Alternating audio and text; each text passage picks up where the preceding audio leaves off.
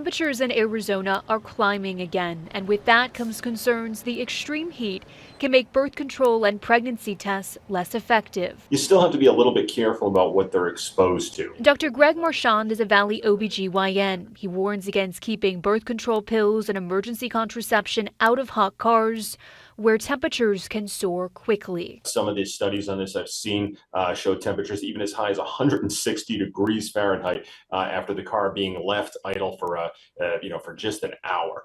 So that's certainly a temperature range that's hot enough to do some real damage. Most birth control pills and emergency contraception should be stored between 68 to 77 degrees. Condoms should be kept at temperatures below 104 degrees.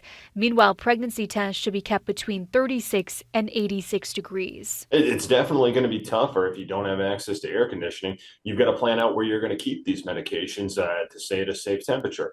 There's other tricks you could do to do this. It is possible to keep the temperature colder using a series of fans and using shaded environments. Marchand says it's okay to expose birth control and emergency contraception pills to the heat for a short period of time. For example, if a woman goes out to dinner or goes to a restaurant that's outdoors or is outdoors and has the birth control pills or the morning after pill in her purse where it's not exposed to sunlight, that's going to be an acceptable excursion. Travis Shapley is a biomedical diagnostics professor at ASU. He says exposure to the heat can make pregnancy tests less reliable in extreme cases. You can get a false negative, which means you may be pregnant, but the test shows up negative.